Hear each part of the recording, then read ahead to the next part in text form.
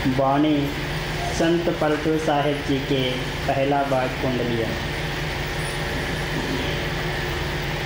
मन महीन कर लीजिए जब प्योला के हाथ, मन महीन कर लीजिए जब प्योला के हाथ। ये परम संत सदगुरु पलटू साहेब जी की वाणी है। जैसे कि हम बार बार सत्संग के पहले बताया करते हैं, पलटू साहेब जी अयोध्या में एक बहुत पहुँचे हुए संत महात्मा हुए। आपने 17 साल प्राणायाम साधन किया था और गोविंद साहेब, पलटू साहेब ये दोनों दोस्त थे। गोविंद साहब ब्राह्मण थे, पलटू साहब बनिया थे। दोनों ने एक योगी के पास प्राणायाम साधन लेके प्राणायाम ले लगे हुए थे। बाद में गोविंद साहब को देशाटन करने की सूझी। घूमते घूमते आपको भीखा साहब मिले। भीखा साहब सुर शब्द के मार्ग देते थे, वो संत महात्मा थे। तो गोविंद साहब ने भीखा साहब से उपदेश ले लिया और सुर शब्द के अभ्यास में लग गए प्राणायाम छोड़ के। और आप ही जाके फिर पलटू साहब को सुर शब्द का अभ्यास दिया। तो आप प्राणायाम साधन छोड़ के फिर सुर शब्द के अभ्यास से जुड़ गए और आप एक कामिल महात्मा हुए, अयोध्या में एक मशहूर महात्मा हुए। तो ये उनकी ही वाणी है। कहते हैं भाई, परमात्मा को पाना कोई मुश्किल नहीं है। क्यों कि संत महात्मा हमेशा हमें समझाते आए, अगर परमात्मा का कोई जीता जागता मंदिर है तो मानव शरीर है। हर मंदिर यह शरीर है, ज्ञान रतन प्रगट होए। परमात्मा का जीता जागता मंदिर मानव शरीर है, जिसे उस परमात्मा ने अपने रूप के ऊपर बनाया। जैसे दुनिया में जो भी सामान का रचना परमात्मा ने किया है, सब इस शरीर के अंदर रच के परमात्मा खुद अंदर बैठा है। अपने पास आने का रास्ता भी इसी के अंदर रखा है। वही हमें कामिल मुर्शिद, पूरा गुरु, संत महात्मा समझाते हैं। वो ये नहीं कहते भाई बाल बच्चा छोड़ दो, पीला कपड़ा रुद्राक्ष पहन लो, जंगल पहाड़ों में जाके बैठ जाओ, परमात्मा मिलेगा। भाई परमात्मा जब तुम्हारे अंदर बैठा है तो बाहर ढूंढने की जरूरत ही क्या है। तो इसीलिए सब संत महात्मा हमें अंदर जाने का रास्ता और तरीका ही समझाते हैं। और वो कहते हैं भाई 2.5 घंटा, 24 घंटे में 2.5 घंटा रोजाना भजन सुमरन और ध्यान भजन। कहते हैं भाई इसमें समय दो। तो जैसे जैसे हमारा सुमरन ध्यान बढ़ते जाएगा और धीरे धीरे हमारी रूह सिमट के 9 से 10वें दरवाजे में आ जाएगी। हमारी यहाँ तीसरी आँख, जिसको शिव नेत्र कहते हैं, तीसरी आँख कहते हैं, यहाँ पे है 10वां दरवाजा, वो खुल जाता है और हमारी रूह अंदर जाती है। अंदर जाने के बाद में कहते भाई जिसने हमें नामदान दिया वो अंदर बैठा है। वहाँ गुरु का भी दर्शन हो जाता है, गुरु की कृपा से ज्योति और नाद प्रकट हो जाता है। तो वही वहाँ पे पहुँचने के पहले कुछ जानकारी तो वही पलटू साहब जी कहते हैं कि आपको अगर अपने अंदर जाना है, उस प्रभु परमात्मा से मिलना है, तो क्या करना है? मन महीन कर लीजिए तब प्यो लागे हाथ। कहते भाई अपने मन को महीन कर लो, छोटा से छोटा बना लो, बारीक से बारीक कर लो। क्यों? मुक्ति द्वारा साकरा राई 10वें भाग। कहते वो मुक्ति का दरवाजा इतना छोटा है, सरसों के 10वें हिस्से से भी छोटा है, राई के 10वें हिस्से से भी छोटा है, जिसके अंदर से हमारे मन को प्रवेश करना है। तो कहते हैं लेकिन हमारा मन की क्या हालत है? मन मूसा पिंगल भैया, हमारा मन तो हाथी बना हुआ है। इसके अंदर कहते अहंकार भरा हुआ है, मैं मेरी भरा हुआ है, अहंकार भरा हुआ है। भाई कैसे अंदर जा सकता है? तो इसीलिए उस मन को उस मालिक के नाम सुमरन से इसको महीन कर लेना, बारीक बना लेना। तो जैसे जैसे हम सुमरन से प्रेम प्यार करते हैं, क्योंकि हम बार बार प्रार्थना करते आए हैं, जो संत महात्मा नाम देते हैं उसमें ताकत होती है। वो अपना कमाया हुआ नाम देते हैं, उसमें वो ताकत होती है। जब हम उस नाम का सुमरन करते हैं तो हमारे पाप कटते जाते हैं, कर्म करते जाते हैं, मन निर्मल पवित्र होते जाता है। जैसे जैसे मन निर्मल पवित्र होते जाता है, मन स्थिर होने लगता है, हमारे अंदर शांति आने लग जाती है। शांति कैसे मिलेगा भाई? उस नाम से जुड़ के। तो इसीलिए वही पलटो साहब कहते हैं, अगर उस नाम को आपको अपने अंदर प्रकट करना है, मन महीन कर लीजिए, अपने मन को महीन कर लो, बारीक कर लो। उसको उस नाम सुमरन के जरिए, नाम सुमरन जितना ज़्यादा से ज़्यादा करेंगे उतना जल्दी हमारा काम बनेगा। नाम सुमरन हम जितना कम करेंगे उतना लेट हमारा काम बनेगा। तो मन को मांजने का, मन को साफ करने का जो जरिया है, नाम है। तो इसीलिए महात्मा कहते हैं भाई आप उस मन को उस नाम से जोड़ के रखो। मन का हालत है वो हमेशा इस दुनिया के सुमरन से जुड़ा होता है। हम चुपचाप रहते हैं लेकिन हमारा मन चुपचाप नहीं रहता है, कोई न कोई सुमरन से जुड़ा ही रहता है। कोई बाल बच्चे के सुमरन से, कोई खेती गृहस्थी के सुमरन से, कोई व्यापार के सुमरन से, कोई लड़ाई झगड़ा कोर्ट कचहरी के सुमरन से जुड़ा ही रहता है मन। तो कहते उस मन को उस नाम से जोड़ के रखो। तो जैसे जैसे मन नाम से जुड़ेगा, इसके कर्म और पाप कटते जाएंगे, मन निर्मल पवित्र होते जाएगा, ये बारीक होते जाएगा। जैसे जैसे मन निर्मल होएगा ये बारीक होगा। और कहते हैं एक दिन वो अवस्था आ जाएगी, मन को अपने आप की खबर हो जाएगी। संत महात्मा कहते हैं भाई वो परमात्मा आपके अंदर बैठा है, पहले आप अपने आप को पहचानो, आप कौन है। क्या ये शरीर हो? शरीर तो किराए का मकान है। आप आत्मा हो, परमात्मा के अंश आत्मा हो। जब आप आत्मा हैं तो आपका कौन है? वो परमात्मा है। तो इसीलिए महात्मा कहते हैं भाई उस परमात्मा से मिलने के लिए हमें क्या करना है? मन की सफाई। और मन की सफाई के लिए हम क्या कहते हैं? बाहरी आचार विचार तो कर लेते हैं, रोज़ 2-4 दफ़ा नहा भी लेते हैं, तीर्थ व्रत भी कर लेते हैं, दान पुण्य भी कर लेते हैं। इससे भी कुछ सफाई जरूर होती है, लेकिन जो सच्ची सफाई है नाम सुमरन, मालिक का नाम सुमरन। कहते हैं सुमरन आप जितना ज़्यादा से ज़्यादा करोगे, टाइम ज़्यादा दोगे, उतना जल्दी आपका मन निर्मल और पवित्र होएगा, महीन होएगा। और एक दिन मन स्थिर हो जाएगा, जो चंचल मन स्थिर हो जाएगा। और एक आपकी रूह ऑटोमेटिक चढ़ाई करना शुरू कर देगी। लेकिन जब तक आपका मन स्थिर नहीं होगा, महीन नहीं होगा, आपकी रूह चढ़ाई नहीं कर पाएगी। तो कहते हैं मन को साफ करने का जो तरीका है, साधन है, सुमरन है। तो इसीलिए महात्मा सुमरन के ऊपर बहुत जोर देते हैं। सुमरन 5 नाम का सुमरन, पवित्र 5 नाम का सुमरन प्रेम प्यार से करो। खाना खाते समय, रास्ता चलते समय, हल जोतते समय, बस में जाते समय। कहते जब मन खाली है, खाली मन शैतान का घर है, उसको नाम से जोड़ दो। तो इस तरह से जैसे जैसे मन उस नाम से जुड़ेगा, धीरे धीरे मन निर्मल और पवित्र होते जाएगा। और जैसे जैसे मन दुनिया से तरफ जाएगा, दुनिया के सुमरन से जुड़ेगा, मन मलिन होते जाएगा। तो इसीलिए सब संत महात्मा ने सुमरन की बड़ी महिमा गाई है। और वो मन की सफाई के लिए संत में सुमरन का तरीका समझाते हैं। सेवा, सुमरन, ध्यान। तो कहते हैं इससे कहते हैं कि भाई मन जल्दी निर्मल होता है। सेवा से भी हमारे पाप करते हैं, कर्म करते हैं। भजन सुमरन से भी हमारे जो है पाप करते हैं, मन निर्मल पवित्र होता है।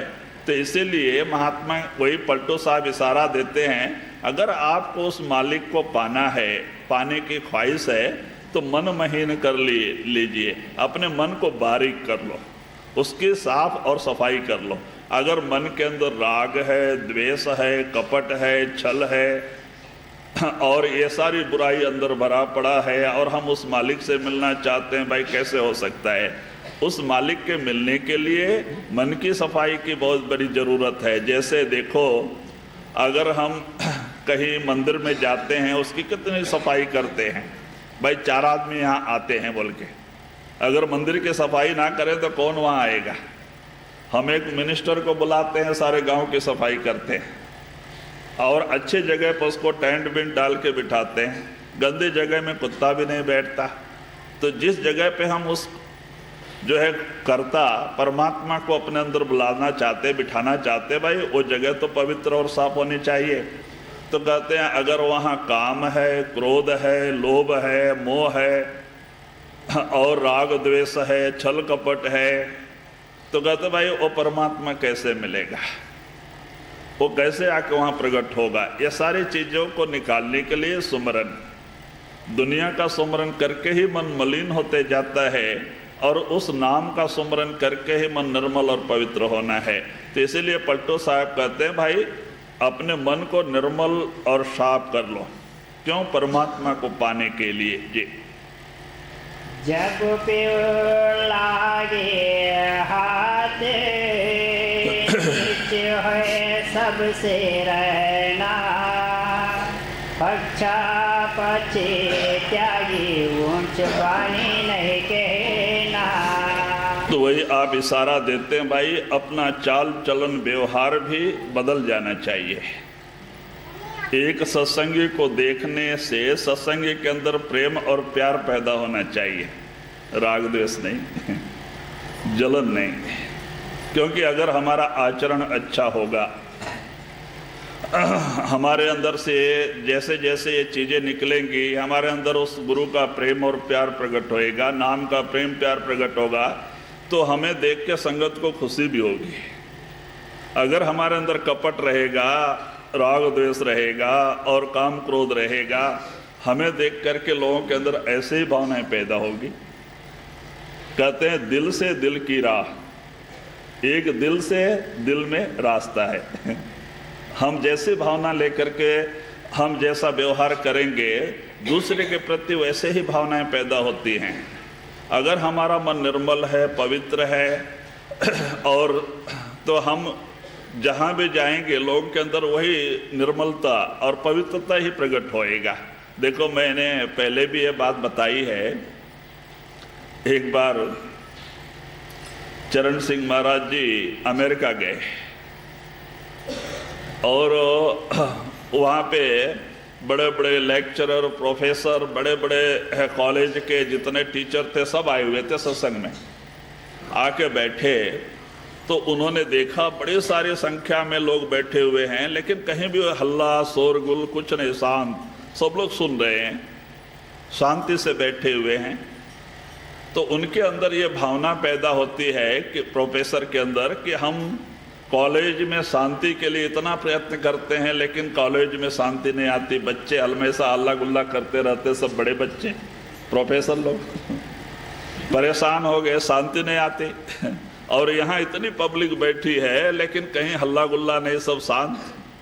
तो बाद में उन लोगों ने निर्णय लिया कि महाराज जी को अपने कॉलेज में लेके जाना चाहिए, देखेंगे वहाँ भी शांति आती क्या। क्योंकि वो बुद्धिमान लोग थे। तो उन्होंने इंटरव्यू के समय में महाराज से विनती किया कि महाराज 1 घंटे के लिए हमारे कॉलेज में पधारो, आओ। तो महाराज ने उनको 4 घंटे का टाइम दिया। जब वहाँ पे गए तो वो जिस जिस कमरे में उनको लेके जाते हैं, कॉलेज के कमरे में, बच्चे शांत हो जाते हैं, बड़े अच्छी तरह से प्रेम प्यार से उनकी तरफ देखते हैं, हल्ला गुल्ला सब बंद। वो कमरा छोड़ के दूसरे में गए, वहाँ शांति, फिर पीछे हल्ला गुल्ला, जहाँ जाते हैं वहाँ शांत। बड़े परेशान हो गए, कितने बरस से प्रयत्न करने के बाद भी ये लोग हमारे बात नहीं मानते, और वो महाराज आते ही सब शांत होते जा रहे, क्या बात है। तो बाद में दूसरे दिन इंटरव्यू के समय में पूछते हैं कि महाराज ये क्या बात है। हम करीब 15 साल से 12 साल से प्रयत्न कर रहे हैं कि हमारे कॉलेज में शांति रहे, बच्चे शांत रहें, लेकिन शांति नहीं आती। लेकिन ये क्या कारण है कि आप जिस कमरे में चलते गए वहाँ शांति आते गई। तो महाराज हंस के कहते, भाई पहले आपके अंदर अगर शांति आई होगी तो आप जहाँ जाएंगे वहाँ शांति होगी। आपका मन में अशांति है, आपके अंदर ही मन शांत नहीं हुआ, आपका मन ही शांत नहीं, अशांत है। तो आप जा करके दूसरों को शांति का उपदेश दो, कहाँ से आएगी उनके अंदर शांति। तो कहते इस तरह से देखो, जहाँ पे सत्संग होता है, प्रवचन होता है, उतना टाइम तक हमारा मन शांति से बैठता है और कुछ सोच विचार ज़्यादा नहीं करता है, सत्संग की तरफ ख्याल करता है, मन शांत रहता है। और वही सत्संग खत्म होने के बाद जैसे बाहर निकलता है, 4-10 का चक्कर लग जाता है चलो बस चली जाएगी, गाड़ी चली जाएगी, ये काम करना है, वो काम करना है, दुकान छोड़ के आए हैं, खेती गृहस्थी छोड़ के आए हैं, बस 4-10 का चक्कर लग जाता है भाई क्यों मन की हालत ही ऐसी है। क्योंकि वहाँ पे जब हम संत महात्माओं के सामने बैठते हैं तो वहाँ पे उनका मन शांत होता है और वहाँ पे हमें भी कुछ शांति मिलती है, हमारा मन भी वहाँ जाके शांत होता है। लेकिन जब उनका समागम छोड़ के हम बाहर निकलते हैं, मन की वही पुरानी हालत हो जाती है। देखो महात्मा लोग कितना प्रयत्न करते हैं, कोई भी संत महात्मा नहीं चाहता है, वो तो यही चाहते हैं कि भाई ये भजन सुमरन करके अंदर आवे, गुरु को प्रकट कर ले और इसके अंदर शांति आ जाए, इसको गुरु के बारे में पता लग जाए। भाई गुरु अंदर प्रकट होगा तब तो पता लगेगा गुरु की सस्ती का मालिक है बाहर से क्या लेकिन चाहते हैं। लेकिन बहुत कुछ सत्संग में सुनने के समय हमारे मन में भी ख्याल आता है कि हाँ बात सच है, करना चाहिए, महात्मा जो कहते हैं चलना चाहिए, चलेंगे। लेकिन बाहर निकलने के बाद में बस वही पुरानी हालत हो जाती है। कहते हैं मन रात दिन फिर दुनिया के चक्कर में लग जाता है और महात्मा जो कहते हैं वो बुला देता है। इसीलिए क्या चाहिए, सत्संग सुनने के बाद में 1-2 घंटा तक किसी से बात नहीं करना चाहिए, उसी सत्संग का ही मनन करते रहना चाहिए। क्योंकि भाई सत्संग में बहुत ताकत है। सत्संग सम तीर्थ नहीं कोई, जहाँ मन मंजन होई। 12 तीर्थों में तो शरीर के स्नान होते हैं, लेकिन साधु संतों के सत्संग में मन का स्नान होता है। वहाँ तो मन के मैल उतरती है, हमारे कुछ कर्म ही करते हैं, हमारे अंदर शांति आती है, हमारे अंदर उस मालिक से मिलने का प्रेम और प्यार, तड़प और भक्ति पैदा होती है। तो इसीलिए कहते हैं कि भाई सत्संग सुन के अपने मन को उसी ढंग से बनाए रखना चाहिए। 1-2 घंटा तक किसी से बात नहीं करना चाहिए, हमें उसी सत्संग के वाक्य का मनन करते रहना चाहिए, विचार मनन। तो हमारे अंदर टेप होते जाता है, वो सत्संग हमारे अंदर अपना स्थान बनाता है और हमेशा हमें उसका ख्याल आते रहता है। अगर हम जैसे ही सत्संग सुन के बाहर जाके और फिर सत्संग को उधर ही छोड़ देते हैं और फिर दुनिया के सुमरन से जुड़ जाते हैं, सत्संग चला जाता है। और यही कारण है कि 20 साल 30 साल होने के बाद में भी हमारे अंदर परिवर्तन नहीं आता है, हम जैसे के तैसे पड़े रह जाते हैं।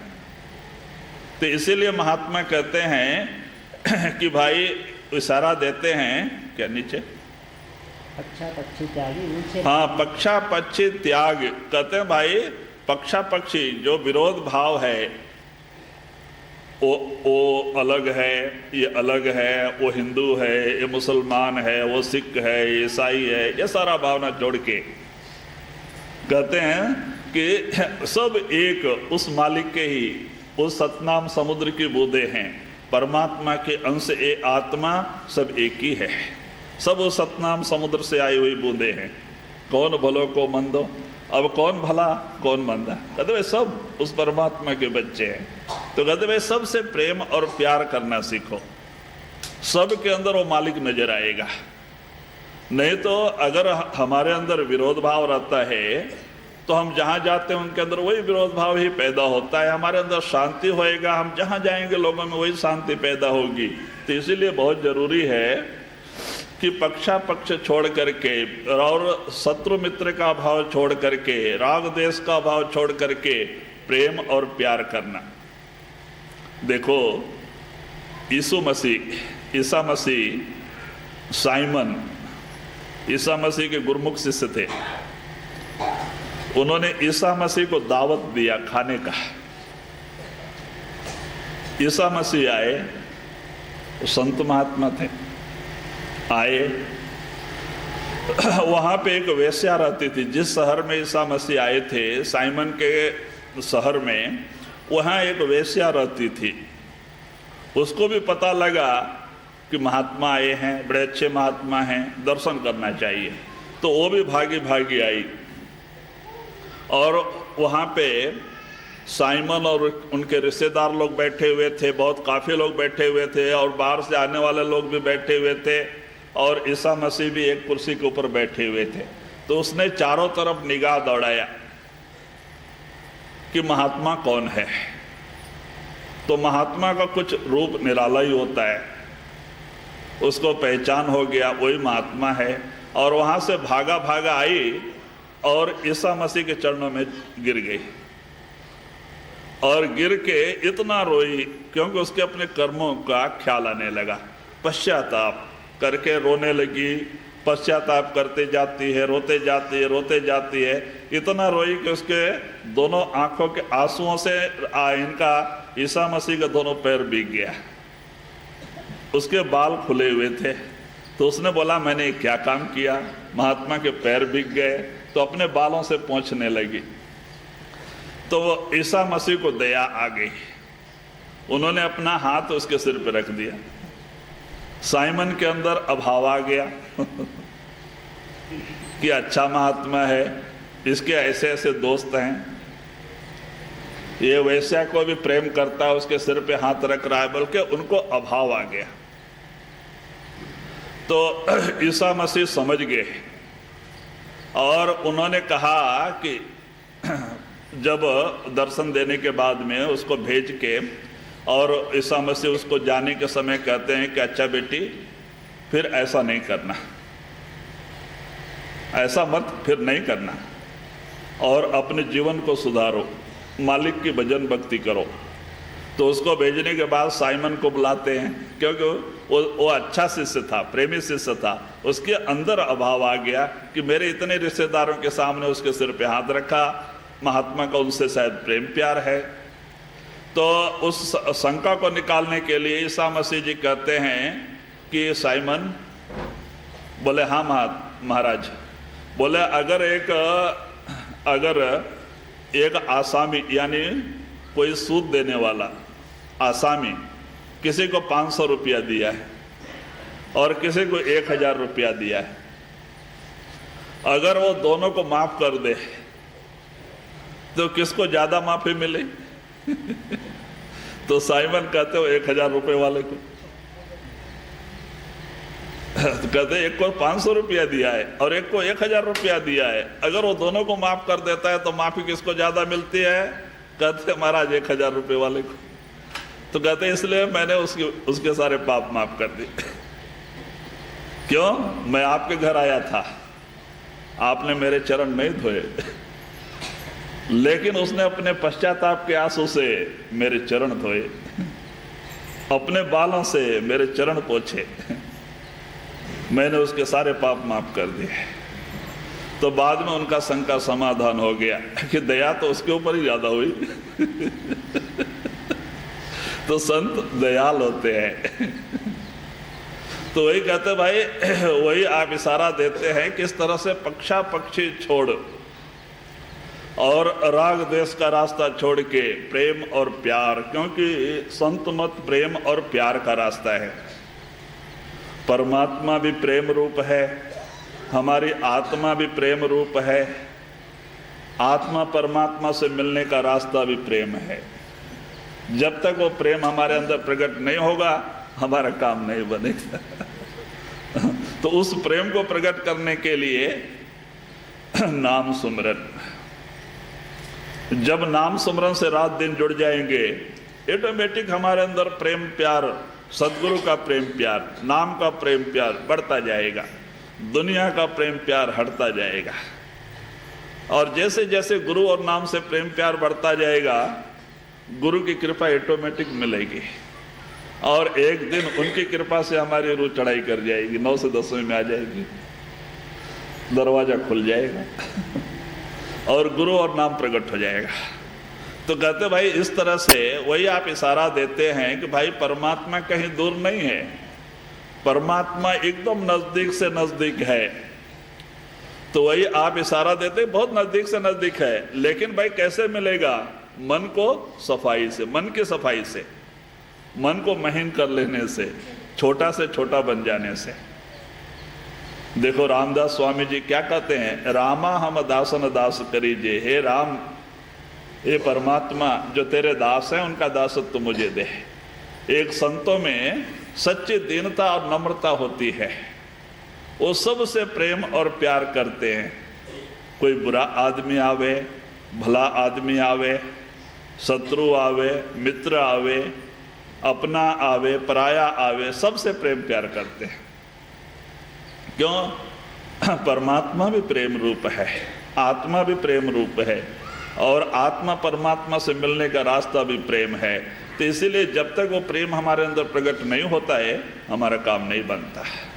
तो इसीलिए आप इशारा देते हैं जी, मान बढ़ाए खोए खाके जी के मिलना, गारे को दे जाए क्षमा कर छुप के रहना। तो वही कहते भाई, मान बढ़ाई खोए, सबसे बड़ी जो चीज है जो हमें उस मालिक से के, गुरु के दया से दूर रखती है, वो क्या चीज है? अहंकार, मैं, मेरा मेरा। और यही सबसे बड़ी बीमारी है जो आज से नहीं, जब से जीव पैदा हुआ है तब से इस जीव को इस दुनिया में भटका रही, 84 के जेल खाने में भटका रही। भाई क्या चीज? अहंकार। अहंकार के बस ही जीव 84 में भटक रहा है। तो कहते हैं कि वो अहंकार को हटाने के लिए ही हमें प्रयत्न करना है। देखो संतों के अंदर कितनी दीनता नम्रता होती है, कुल मालिक होके, सतलोक सचखंड जाके, सब कुछ जानते हुए भी अनजान रहते हैं, और सबसे प्रेम और प्यार करते हैं। जो भी उनके शरण में आता है सबको एक दृष्टि से देखते हैं। भाई कितना बड़ा उनके अंदर अहंकार लवलेश का भी नहीं होता है, क्योंकि अहंकार ही एक ऐसा शस्त्र है काल का जो हमें बार बार 84 में ले जाता है, नरकों में घुमाता है। तो इसीलिए कहते हैं भाई अहंकार को दूर करना, और गारी को दे जाए क्षमा कर चुप के। हाँ, गाली को दे क्षमा कर चुप के रहना। पट्टू साहब जी कहते हैं अगर कोई गाली भी दे देता है क्षमा करो। मैं एक उदाहरण दिया करता था, एक बार मोहम्मद साहब और उनके एक प्रेमी शिष्य महमूद दोनों मिल के जा रहे थे। इनके पास दाढ़ी थी, वो जा रहे थे, तो जाते जाते कुछ दूर गए तो हिंदुओं का इलाका था, वहाँ किसान लोग, जट लोग रहते थे। तो वो हल जोतते थे 2-4, तो वो गाली देने लग गए गाली देने लग गए। तो मोहम्मद साहब खड़े रह गए, ये भी साथ में, अच्छा उनका प्रेमी शिष्य था वो भी खड़ा हो गया। जब 10-15 मिनट तक गाली सुना, इसको सहन नहीं हुआ और ये भी गाली गलौज चालू कर दिया, उनका शिष्य। और आप चुपचाप खड़े थे मोहम्मद साहब। जब ये गाली गलौज चालू कर दिया तो आप धीरे धीरे वहाँ से हट के चलने लग गए, और यहाँ तक मामला आ गई कि ये अकेला है, पीछे मुड़ के देखा नहीं, सोचा महाराज खड़े हैं, और महाराज तो चलता बने फरलांग 2 फरलांग चले गए, एक झगड़ा में पीछे देखा ही नहीं। तो वो लोग सोचा चलो अकेला है, पकड़ के मारेंगे। जैसे ही वो लोग हल छोड़ के भाग के आने लगे पकड़ने के लिए, ये पीछे मुड़ा तो देखता है यहाँ महाराज नहीं महाराज निकल गए, फरलांग 2 फरलांग आगे। तो भाग भाग के जाके पास में खड़ा होके कहता, महाराज ऐसे समय में आप हमें छोड़ के आ गए हाँ, वो लोग तो हमें मारे डालते थे। मैं बोला आप खड़े हैं बोल के मैं गाली गलौज कर रहा था तो मोहम्मद साहब हंस के कहते हैं कि देखो, जब तक हम चुप थे, आप चुप थे, और वो लोग गाली दे रहे थे, तो हमारे मदद के लिए एक एक देवता आकाश मार्ग पे आके खड़े हो रहे थे हमारी रक्षा के लिए। और जब आप गाली देने लगे, वो लोग एक जाने लग गए कि चलो अब बराबर में हो गए वो लोग आपस में देख लेने दो। तो एक एक देवता करके जाने लग गए, और वो लोग चले गए तो मेरा रह के क्या फायदा, मैं भी चला आया। भाई तुम लोग देख लो। तो कहते भाई जब तक शांत हम चुप रहते हैं, कहते हैं आवत गाली एक है उल्टत होता नहीं, कहे कबीर ताई न उलटी है, रहे एक की एक ही गाली आती है। अगर उसको उल्टा मत करो तो एक की एक खत्म हो गई, उलट दो एक का अनेक हो जाता है, और फिर लट उड़ जाता है, सर उड़ जाता है, कोर्ट कचहरी चलता है, कितना खर्च होता है जबान। तो कहते हैं कि भाई एक भक्त को इसका भी सुख दुख का भी असर नहीं होना चाहिए। कोई गाली देता है, कोई स्तुति करता है, कोई स्तुति कोई निंदा करता है, दोनों के एक समान। लेकिन ये अवस्था बड़ी कठिन है। कब आएगी? जब आपकी रूह 10वें दरवाजे में पहुंच जाएगी, जब वो नाम प्रकट हो जाएगा तो ऑटोमेटिक आपकी ऐसी अवस्था आ जाएगी, और आपका सुख दुख का प्रभाव मन के ऊपर नहीं पड़ेगा, लेकिन तब तक पड़ता ही है। तो वही आप कहते हैं कि एक भक्त का कैसा प्रभाव होना चाहिए कि भाई पक्षा पक्षी, राग द्वेष अहंकार सब त्याग करके उस नाम के साथ प्रेम प्यार करना, सबसे प्रेम प्यार करते हुए चलना, तो जल्दी सफलता हासिल होती है। और नहीं तो हमारे गुण हमें पीछे ढकेलते जाते हैं उस गुरु की कृपा से। जी। सबके करे तारीफ, आपको छोटा जाने, पहले हाथ उठाए शीश पर सबको आने। तो कहते हैं सबकी करी तारीफ, सबकी तारीफ करना और अपने को सबसे छोटा समझना, लेकिन भाई बड़ा कठिन है। ये संतों के गुण है। संतों में ऐसी भावनाएं होती हैं, वो सबकी तारीफ करते हैं, अपने आप को सबसे छोटा समझते हैं, वो अपने गुरु की महिमा करते हैं। आप अपनी महिमा नहीं करते संत, लेकिन लोग अपनी महिमा में खुश होते हैं। संत अपने गुरु की महिमा में खुश होते हैं। वो कुछ भी करते हैं, कहते हैं महाराज ने किया, हम नहीं किया। वो गुरु की महिमा करते हैं।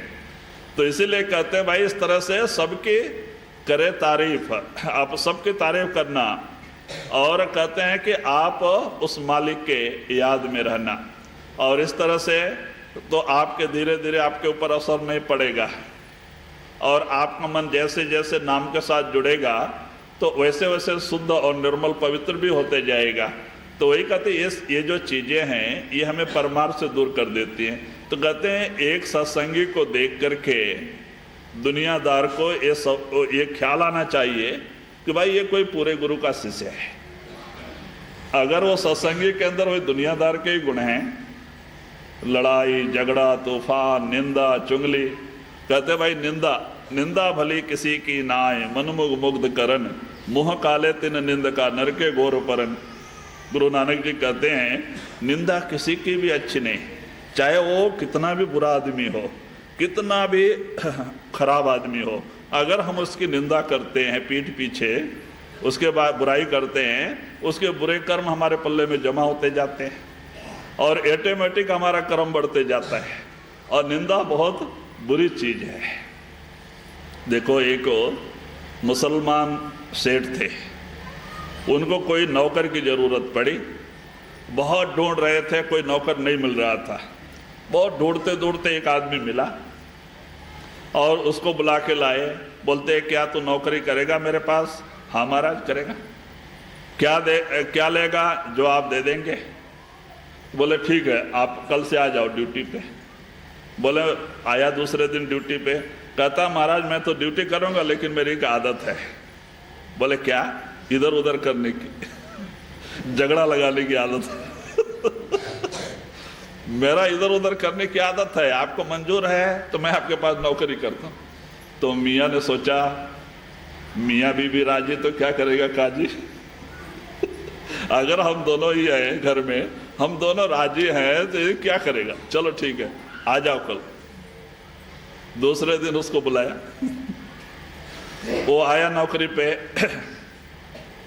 थोड़ा दिन तो काम भी में अच्छा तरह से जो करते थे वो करता था, इधर उधर दूसरे में झगड़ा लगाता था। तो सोचा कि अब ये घर में झगड़ा लगाना चाहिए, और उसकी आदत ही ऐसी थी निंदा करने का। तो एक दिन मेम साहब से जाके कहता है कि जाके उधर रोने लग गया। मेम साहब कहते अरे क्या हो गया रे, क्या कोई गाली दिया तेरे को, क्या कुछ बोला, क्यों रोता है? नहीं मेम साहिबा ऐसा ऐसा बात है। अरे बोल तो। नहीं वो साहब, मुल्ला साहब वो दूसरी शादी करना चाहते वो नमाज पढ़ते थे, वो दाढ़ी उड़ी बढ़ाते, बोलते मुल्ला साहब दूसरी शादी निश्चय कर लिया है और फिर आपके ऊपर प्रेम प्यार नहीं रहेगा, आपको छोड़ देंगे, इसलिए मैं रोना आ रहा है। तो बोलता हाँ ऐसा बात है। वो घबरा गई बेचारी, सच मान लिया। तो फिर इसके लिए क्या बोला, एक मंत्र है मेरे पास। बोले क्या? अगर मुल्ला साहब की दाढ़ी थोड़ा काट के ला के दे दो, मैं एक तावीज बना के दे देता हूँ, वो पहनने से हो फिर तुम्हारे प्रेम में वो रहेंगे, दूसरी तरफ जाएंगे नहीं। बोले ठीक है। इधर इनको ऐसा बोला, उधर गया मुल्ला साहब के पास, उधर जाके कहा देखो आप होशियार रहना, वो मेम साहिबा आपका गला काटना चाहती हैं, उनका प्रेम प्यार कहीं और है, तुम्हारा गला ही काटना चाहती है, तुम देखो जागृत रहना। अरे क्या बात है, घर में रहने वाला सच कहता है। उसको भी घबरा गया। तो रात को जब सोया तो उसको नींद नहीं आ रही थी, इसको बोला था दाढ़ी का बाल काट के लाना। वो चाकू लेके ऐसे ही बहाना किया सोने का, वो चाकू लेके दाढ़ी काटने के लिए आई। चाकू लेके दाढ़ी काटने के लिए पास में आई, ये एकदम उठ के बैठ गए घबरा के। उसने सच कहा, लड़ाई झगड़ा चालू हो गया। और इतना दोनों में विरोध बढ़ गया कि घर का सत्यानाश। तो कहते हैं निंदक को नियरे नहीं रखना, क्योंकि वो तो अपना नुकसान करता है, दूसरे का कर्म तो उठाता ही है, लेकिन घर को बर्बाद कर देता है। तो कहते भाई निंदा किसी की भी अच्छी नहीं। तो वो लोग का तो उनका संसार ही खराब हो गया, एक दूसरे के ऊपर शंका आ गई और दोनों को सच लग गया, और इस तरह से लड़ाई झगड़ा होकर दोनों का संसार ही खराब हो गया। तो निंदक की ऐसी बात। तो वही आप इशारा देते हैं भाई, इन चीज़ों से बचना चाहिए सत्संगी को। अगर स्तुति करना है गुरु का करना, लोगों का क्या, मालिक का करना, और प्रेम प्यार अपने सदगुरु के चरणों से लगा के नाम का सुमरन करते हुए दुनिया में रहना।